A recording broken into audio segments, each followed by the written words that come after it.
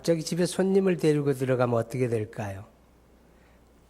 여기 계신 남정네들은 되게 착해서 그런 일이 없겠는데 저는 지금은 잘 안 그러는데 전에는 툭 하면 손님들을 몰고 집으로 갔어요.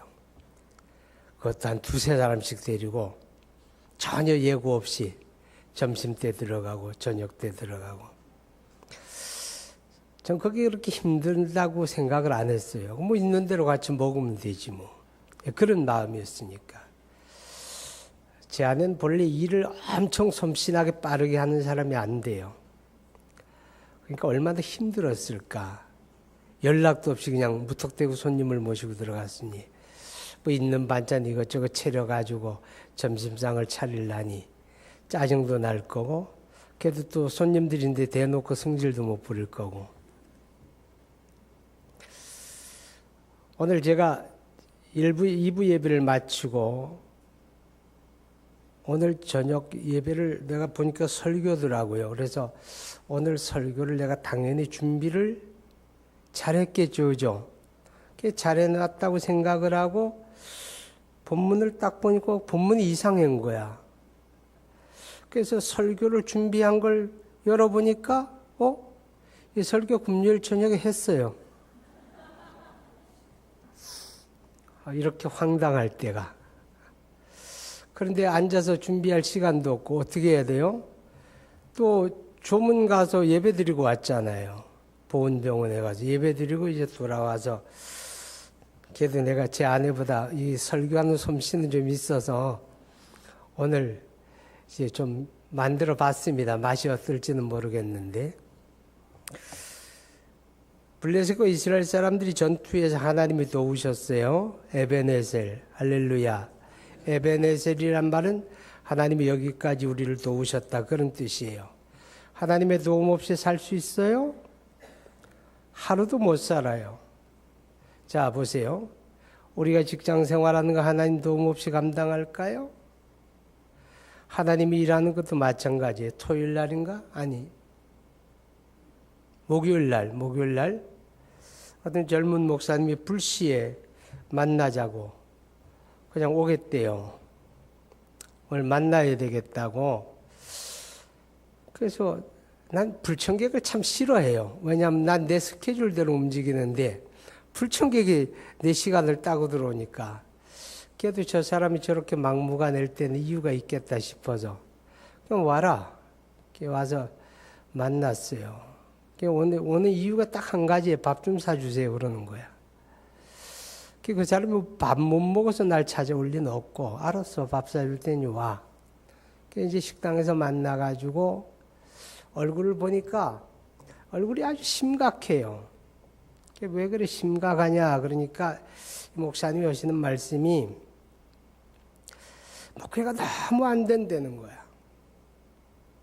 벌써 한참 됐는데 한 5, 60명 교인들이 모이는데 이걸 뛰어넘지를 못한다는 거야. 수년 동안 내가 게으른 것도 아니고 내가 열심히 전도하고 열심히 기도하고 열심히 준비해서 설교도 하고, 근데 이 5, 60명의 한계를 뛰어넘지 못하고 항상 제자리에 맴돌니 나 이제 지쳤다. 교인들이 나를 볼 때도 참 무능한 목사로 보는 것 같고 내가 이대로 목회를 해야 하느냐. 너무 속이 터져가지고 하소연하러 온 거예요. 그러니까 어디 뭐 부글부글 끓는 속을 누구한테 털어놓을 수도 없는 거. 그러니까 나한테 와서 그냥 드러나 주세요 그거예요. 그래서 들어줬죠. 들어주고 밥 사 먹이고 막 이런저런 얘기 그냥 들어만 줬어요. 거기다 뭐 이렇게 무슨 충고도 방법이 없어요. 그죠? 그게 무슨 사람이 자기 재주로 하는 거 아니잖아요. 그래서 내가 이랬어요 마지막에. 그래, 열심히 했으면 결과는 하나님께 맡기는 수밖에 없어. 목회가 무슨 사람의 재주로 되는 건 아니잖아. 하나님께 맡기고 좀 기다려봐. 제가 그리고 그냥 기도해서 보냈습니다. 하나님의 도우심이 없이는 목회도 안 되는 거예요. 우리 한국교회가 지금 80%, 교회의 80%가 교인들이 100명 모이지 않습니다. 100명 정도는 모여야 교회가 자립을 한다고 하는데 80%는 100명 이내로 20, 30명에서 40, 50명 모이는 교회가 10교회면 8교회입니다. 100명이 넘어 모이는 교회가 겨우 20%밖에 안 돼요. 그러니 뭐 내년부터 목회자들 다 세금 내라. 그 세금은 내는데 그 세금이 또 근로소득세도 아니고 뭐 특별소득세라고 하는 걸 내래요. 그게 참 정부가 약았어요. 왜냐하면 그 근로소득세를 내면 소득 세점 이하에 있는 사람 목회자들이 80%예요. 80%가 넘죠. 90% 정도는 그 세금을 낼 그 점 이하로 있는 사람들. 그러면 그 사람들에게는 오히려 지원이 가야 돼요. 혜택이 가야 한다고. 그러니까 그건 하기 싫으니까 특별소득세라고 하는 걸 부과를 한답니다. 참 굉장히 열악해요. 자, 여러분, 하나님의 도움 없이 될 수 있는 거 아무것도 없어요. 목회도 그렇고. 그걸 거꾸로 말하게 되면 내가 자랑할 게 하나도 없다 그런 얘기예요. 그죠? 내가 건강한 거, 내가 건강관리 잘해서 건강합니까? 하나님의 도우심이 있어서 건강한 거예요. 아멘. 그러면 우리 집의 자녀들이 잘 자라고 건강하게 자라고 평탄하게 자라는 거 은혜의 은혜 아니에요. 은혜예요. 그럼 내가 자랑할 게 있어요, 없어요? 자랑할 게 있으면 하나님의 은혜입니다 밖에는 자랑할 게 없는 거예요. 그게 하나님의 은혜, 도우심이 없이는 될 수 있는 일이 아무도 없어요. 자, 오늘 성경에 블레셋과 이스라엘의 전투 장면이 나오는데 이게 무슨 말인가 하면 세상에 있는 하나님의 교회는 전투적인 교회다라는 걸 깨닫게 해요. 구약의 이스라엘은 구약의 교회입니다. 하나님의 교회. 자, 세상에 존재하는 교회는 전투적입니다.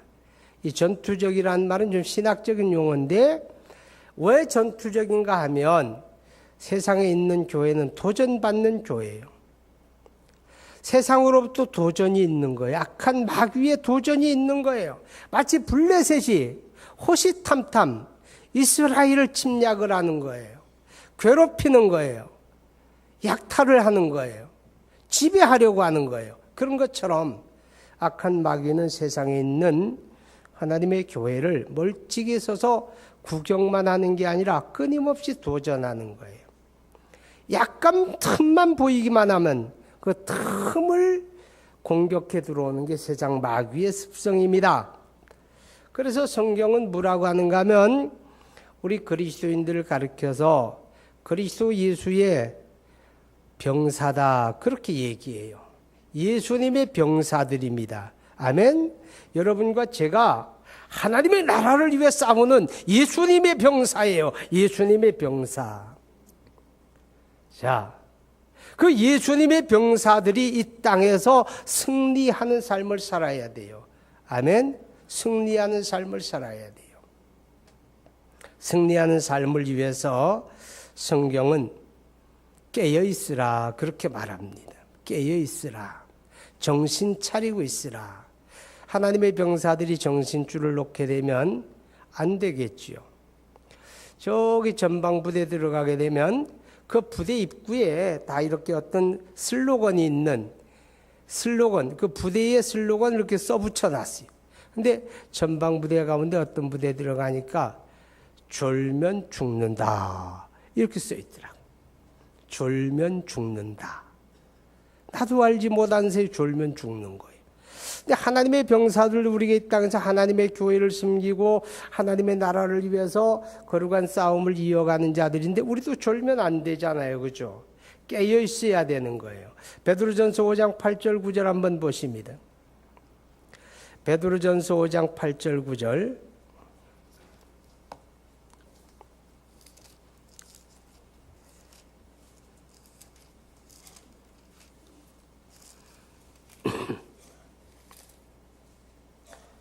(8절과 9절) 시작. 근신하라 깨어라 너희 대적 마귀가 우는 사자같이 두루다니며 삼킬 자를 찾나니 너희는 믿음을 굳건하게 하여 그를 대적하라. 이는 세상에 있는 너희 형제들도 동일한 고난을 당하는 줄을 알미니라. 근신하라 깨어라. 너희 대적 마귀가 우는 사자처럼. 우는 사자라고 하는 말의 표현이 뭐예요? 배고픈 사자, 줄인 사자, 굶주린 사자가 먹이를 찾아 으르렁거리는 것처럼 그렇게 우리를 공격할 기회를 엿보는 거예요. 그런데 우리가 영적으로 잠들어 있고 정신 차리지 못하면 마귀의 공격을 당하게 되고 피해를 입게 되니까 영적으로 깨어 있어야 돼요. 하나님의 병사들이. 자, 예수 그리스도의 군사라고 그랬으니까 우리의 대장은 누구라는 겁니까? 그리스도 예수님이 우리의 대장이에요. 우리가 승리하는 영적인 전투를 수행하는 데 있어서 아주 중요한 거 하나 있습니다. 명령에 절대 복종하는 거예요. 아멘. 누구의 명령? 대장 되신 예수님의 명령에 복종해야 돼요. 우리는 예수님의 명령에 죽고 살아야 합니다. 그분의 말씀대로 움직여 가야 돼요. 근데 명령권자가 명령을 하는데 내가 움직여지지 않아요. 그러면 좋은 병사가 아닙니다. 훌륭한 병사가 아닙니다. 강한 병사가 아닙니다. 강한 군대는 명령에 죽고 살 수 있는 군대가 강한 군대지요. 그렇죠? 오늘 우리 한국 군대가 좀 걱정스러워하는 사람들이 많이 있습니다. 그 걱정하는 사람들은 대개 다 옛날에 군대 생활한 사람이에요. 옛날의 군대와 오늘의 군대는 너무 차이가 많다 그런 얘기합니다. 옛날의 군대는 그냥 죽지 않을 만큼 얻어맞는 게 군대였어요. 아침 저녁으로 몽둥이 찜질을 한 판씩 해야 그게 군대 생활하는 맛이 나는 그런 군대였어요. 그런데 요즘 군대는 그런 게 없잖아요. 그죠? 그런 게 전혀 없어요. 전혀 없는데 사고는 더 많이 나는 거죠. 더 많이 사고, 총기 사고, 탈령 사고, 별의별 사고 다 나요. 문제가 다른 게 정신이 해이하다. 그런 생각 들어요. 자, 여러분 기억하시기 바랍니다. 우리가 영적 전투에서 승리하기 위해서 우리는 우리의 대장 되신 그리스도 예수, 그분의 명령에 절대 순종할 줄 아는 군대, 그들이 바로 그리스도의 좋은 병사다라고 하는 것을 생각하게 됩니다. 이스라엘이 지금 블레셋이 침투에 들어왔습니다. 전쟁이 벌어졌습니다. 환란이 다가왔습니다. 시련이 다가온 겁니다. 우리가 살고 있는 세상은 어떤 세상입니까? 이 세상은 하나님 앞에 범죄하고 타락한 인간이 살아가는 세상입니다. 이 세상은 결코 천국이 아닙니다. 그렇기 때문에 세상에는 늘 환란 풍파가 있습니다. 질병도 있고요, 실패도 있고 속 썩는 일 많이 있습니다. 그게 우리가 사는 현실이라고 하는 것입니다. 그런데 중요한 건 뭡니까? 똑같은 어려움을 당하는데 어떤 사람은 그 어려움 때문에 망하는 사람이 있습니다. 인생 종치는 사람이 있어요. 어떤 사람은 그 어려움을 딛고 일어서서 새로운 출발을 시도하는 사람이 있습니다. 그렇다면 그리스도인은 이 둘 중에 어디에 속해야 합니까? 환난과 시련이 없어서가 아니라 환난과 시련이 없기를 바란다면 천국 가는 수밖에 없어요. 세상은 믿음이 없는 사람만 환난 당하는 게 아니에요. 믿음이 있는 사람도 환난을 당하는 거예요. 똑같은 환경 속에 우리가 있는 겁니다. 자, 기억하시기 바랍니다. 똑같은 환경 속에서 시련이 있고 어려움이 있고 문제를 만나게 되는데 왜 어떤 사람은 문제 때문에 망하느냐? 또 반대로 어떤 사람은 어떻게 그 문제와 어려움을 극복하고 새로운 출발을 하느냐 하는 겁니다. 믿음의 사람은 둘 중에 환난과 시험 때문에 망하는 자가 되면 안 돼요. 그건 믿음 없는 모습이에요. 그걸 딛고 일어나는 사람이 믿는 자예요. 우리는 그렇게 할 수 있는 사람이에요. 환난이 올지라도 환난을 딛고 일어나며 환난을 통해서 새로운 출발을 할 수 있는 사람이 그게 바로 그리스도인이다. 그래서 로마서 8장 28절에 말씀하죠. 하나님을 사랑하는 자 곧 그 뜻대로 부르심을 입은 자들에게는 모든 것이 합력하여 선을 이루느니라. 아멘. 오늘 이스라엘 백성들은 환난을 안 당하는 게 아니에요. 환란이 왔어요. 전쟁이 벌어졌어요. 살벌한 살육이 일어나요. 그러나 그 전쟁이 그들을 망하게 하는 전쟁이 아니었어요. 오히려 그 전쟁을 극복하고 승리로 이끌어갔고, 오히려 그것을 통해서 놀라운 새로운 출발을 하게 됐습니다. 그 새 출발의 내용이 나옵니다. 오늘 13절에 보니까 이에 블레셋 사람들이 굴복하여 다시는 이스라엘 지역 안에 들어오지 못하였으며 여호와의 손이 사무엘이 사는 날 동안에 블레셋 사람을 막으심에 블레셋 사람들이 보세요. 이 전쟁으로 인해서 이스라엘이 망한 게 아니라 전쟁으로 인해서 큰 유익을 얻었어요. 전쟁을 이겨버리고 나니까 블레셋 호전적인 부족이에요. 전쟁에 이골이 난 사람들이에요. 그런데 그들이 다시는 이스라엘 경내에 발을 들여놓지 못하더라. 다시는 이스라엘을 공격하지 못하더라. 왜? 하나님이 막아주셨어요. 할렐루야. 하나님이 막아주셨어요. 그러니까 이스라엘 땅에 평화가 정착이 되었다 그 말입니다. 그 전쟁이 없었더라면 이런 평화는 없었을 겁니다. 그러나 전쟁을 통해서 그들은 평화를 얻게 되었습니다. 자, 그 다음에 그것뿐만 아니라 14절에 블레셋 사람들이 이스라엘에게서 빼앗았던 성읍이 에그론으로부터 가드까지 이스라엘에게 회복되니 이스라엘이 그 사방 지역을 블레셋 사람들의 손에서 도로 찾았고, 할렐루야. 잃어버렸던 것, 빼앗겼던 것. 블레셋 사람들이 수없이 이스라엘을 괴롭히고, 그리고 그들에게서 약탈해가고 빼앗아가고 수많은 땅을 빼앗기고 성읍을 빼앗기고 그랬는데, 빼앗겨도 꼼짝하지 못했는데 이번 전쟁을 통해서, 그 전쟁을 통해서 망할 줄 아는데 망하는 게 아니라 오히려 그들이 큰 유익을 얻었습니다. 그래서 잃어버린 거 빼앗아 오고 회복하게 되었어요. 여러분, 고난이라고 하는 게 믿음으로 잘만 극복하면 이런 유익을 얻게 될 줄로 믿으시기 바랍니다. 그런데 오늘 성경에 보니까 어떻게 이길 수 있었느냐, 어떻게 전투를 이길 수 있었느냐, 그 문제를 얘기하는 거예요. 여러분, 어떻게 이길 수 있습니까? 하나님이 도우셨다 그 말이에요. 에베네셀, 하나님이 도우셨어요. 할렐루야. 하나님이 도우시니까 가능했다, 그런 뜻이 됩니다. 하나님은 도우실 수 있는 분입니다. 왜냐하면 하나님은 전능하신 하나님이에요. 아멘. 하나님이 전능하시다는 말은 뭐예요? 어떤 형편, 어떤 상황에서도 우리를 도우실 수 있는 분이다, 그런 뜻입니다. 사람은 이제 더 이상 길이 없다, 이제 더 이상 방법이 없어, 이렇게 낙심할 수밖에 없는 상황이 분명 우리에게는 있습니다. 어떤 아주 엄청나게 높은 그런 절벽에 서서 이제 한 발도 더 이상 움직일 수 없는 것 같은 그런 절망적인 순간이 우리 앞에 올 수도 있는 거예요. 사람은 도움을 줄 수 없어요. 그러나 성경은 말해요. 하나님에겐 길이 있다. 하나님에겐 방법이 있다. 할렐루야. 여러분 보세요. 이스라엘이 블레셋을 이길 게 이긴 겁니까? 블레셋은 전쟁으로 이골이 난 그런 군대를 가진 부족입니다. 거기에 비하면 이스라엘은 늘 얘기했잖아요. 왕도 없고 국가 조직도 없고 군대도 없는 그런 민족이 이스라엘이었죠. 당시에 사사시대는. 군대도 없어요. 훈련된 군대가 없어요.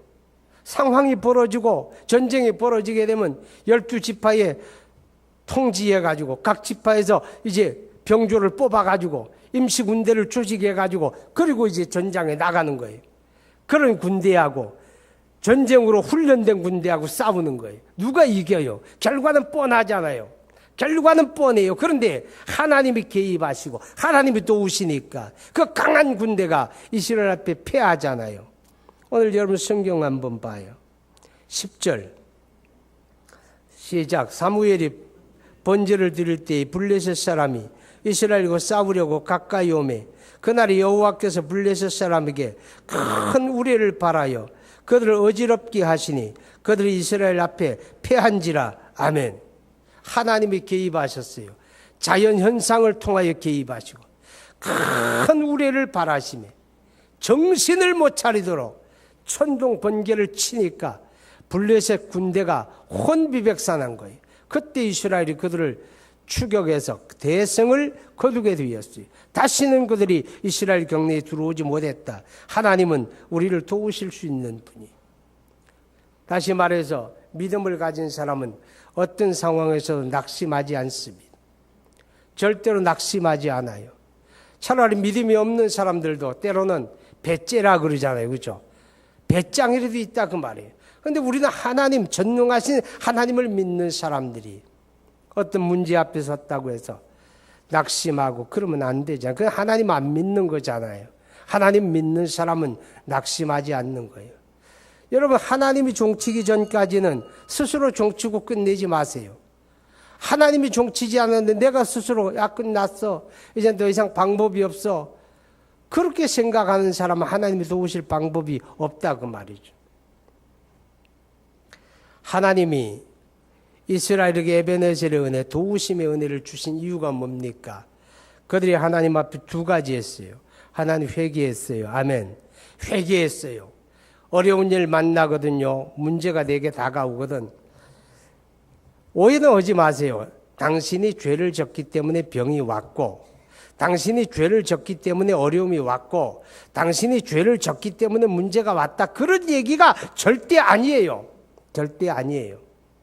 아세요? 절대 아니에요. 그러나 하나님에 대한 믿음을 가진 사람은 어떤 연유로 내게 문제가 생기고 어려움이 오고 어떤 시련이 올지라도 하나님의 사람은 그런 때에 자기를 성찰하는 기회를 갖는다는 거예요. 자기를 한번 살펴보는 거예요. 내 말과 내 행동을 살펴보고 내 신앙생활을 점검을 해보고, 그래서 하나님 앞에 한번 자기를 점검하고 자기를 바로 세우는 그런 영적인 기회를 갖는다. 거기에 회개한다는 거예요. 아멘.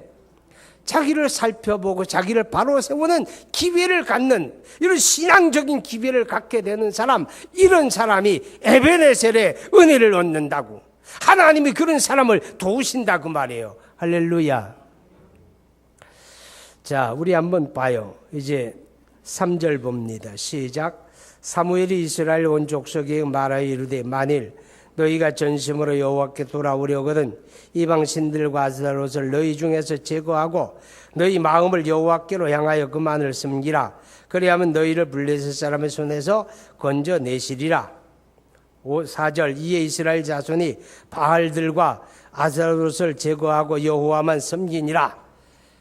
그 무슨 말이에요? 이전까지, 이 사건 이전까지, 사무엘이 그들을 지도하기 이전까지 그들은 하나님 앞에 아주 여러 가지 신앙을 함께 가지고 있었어요. 하나님도 섬기고 우상도 섬기고 죄를 짓고 있었죠. 그런데 그런 것들을 제거하는 기회, 자기를 살피고 옳지 않은 걸 제거하는 기회. 회개가 뭐예요? 회개는 제거할 걸 제거하고 다시 붙잡을 걸 붙잡는 게 회개입니다.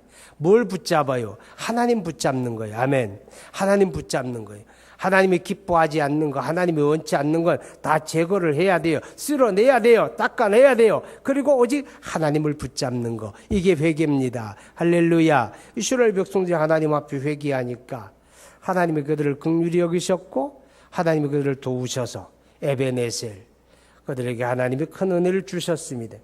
자, 그 다음에 우리가 기도하며 간구해야 합니다.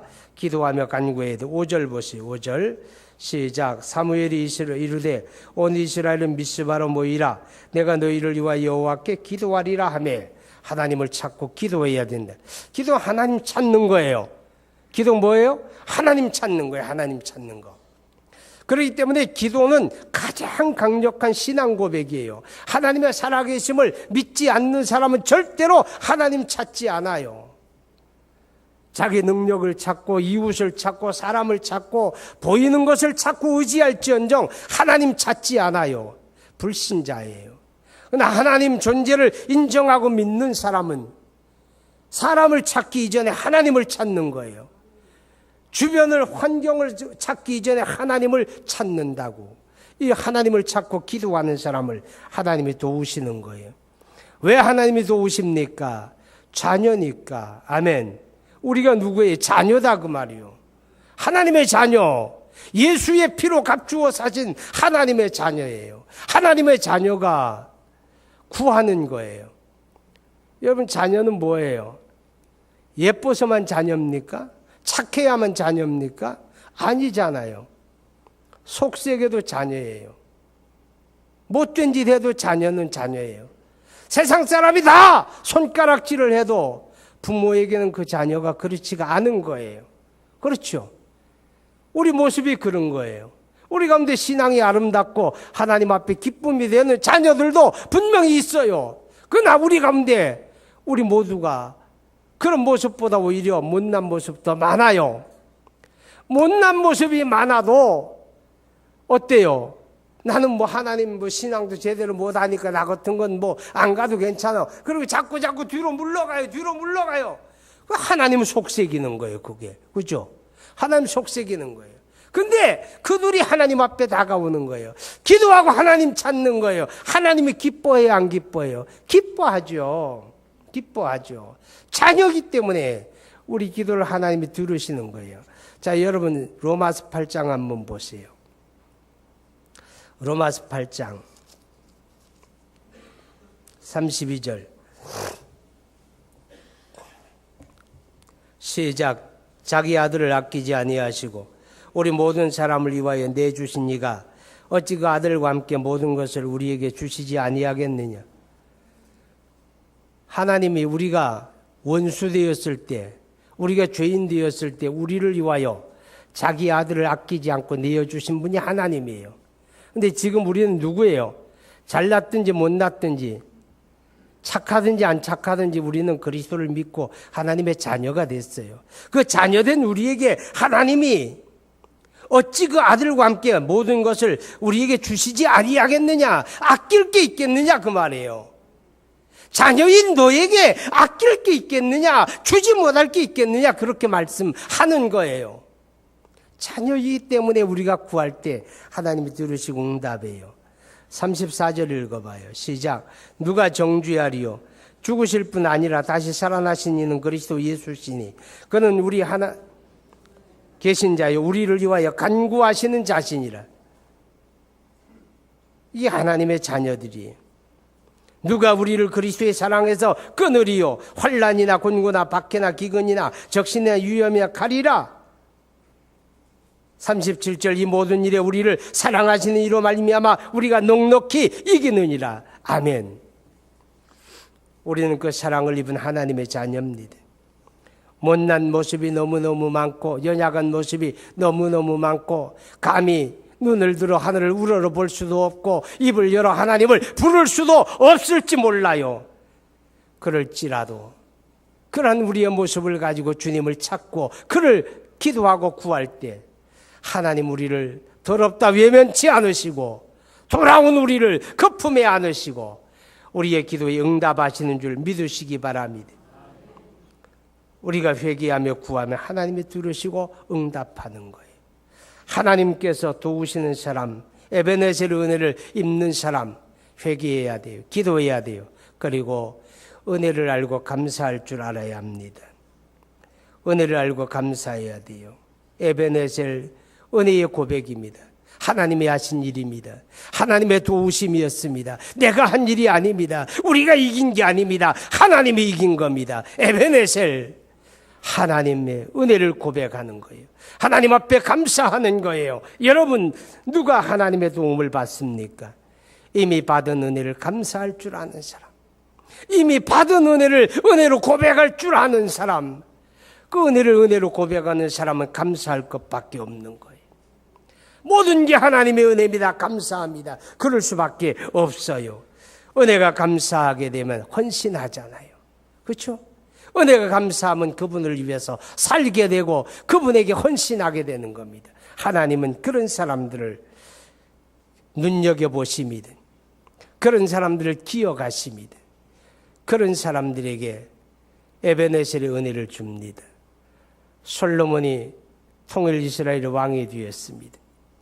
왕이 되어서 제일 먼저 한 일은 기브온 산당에서 하나님 앞에 일천번제를 드리는 겁니다. 왜 그리한지 압니까? 은혜가 감사해서. 내가 어떻게 이 나라의 왕이 되었을까? 줄줄이로 정통성을 가진 형들이 얼마든지 많았는데 그는 첩의 자식이잖아요. 정통성이 없는 사람이에요. 그런데 정통성이 있는 자식들 다 제껴버리고 하나님은 솔로몬을 왕으로 세우셨습니다. 내가 왕이 된 건 은혜다 말이에요. 내가 왕이 된 건 은혜다. 에베네셀이다. 하나님의 도우심이다. 그래서 은혜를 알게 되니 너무 감사한 거예요. 감사해서 기브온 산당에 가서 남이 드릴 수도 없는 1000번제를 드리는 거예요. 어떤 사람이 흉내도 낼 수 없는 1000번제를 드리는 거예요. 은혜를 알면 하나님 앞에 헌신하는 거예요. 은혜를 알면 하나님 앞에 감사하는 거예요. 하나님이 그 솔로몬을 기뻐하셨어요. 할렐루야. 그를 찾아 임하시잖아요. 그의 소원을 들으시잖아요. 오늘도 살아계신 하나님이 에베네셀의 은혜를 주십니다. 여러분, 환난이 없어서, 문제가 없어서가 아닙니다. 그런 환난과 문제 앞에서 우리가 어떻게 믿음을 증거하고 우리 믿음을 보이느냐가 중요하다는 사실 꼭 기억하시기를 바랍니다. 우리 함께 기도합니다. 우리는 그리스도 예수의 좋은 병사들이 되어야 합니다. 깨어 있어야 합니다. 대장 되신 주님의 명령에 살고 죽을 수 있어야 합니다. 우리가 잠들어 있기 때문에 어쩌면 이 땅에 환난이 끊이지 않는지 모릅니다. 우리가 깨어 있어야 하는데 깨어 있지 못하기 때문에 오늘 한국 교회가 세상으로부터 온갖 도전을 받고 만신창이 나는지도 모릅니다. 하나님, 내가 깨어 있는 주님의 병사 되기 원합니다. 주님의 명령에 살고 죽는 병사가 되기 원합니다. 그렇게 기도하십시오. 문제와 시련 앞에 낙심하지 마세요. 그건 불신앙이에요. 사람은 길이 없어도 하나님에게 길이 있어요. 방법이 있어요. 하나님은 나를 도우실 수가 있어요. 그분은 전능하신 분이에요. 이스라엘을 도우신 하나님, 에베네셀의 은혜를 지금도 주기를 기뻐해요. 문제 앞에 낙심하지 말고 회개하세요. 하나님을 찾고 기도하세요.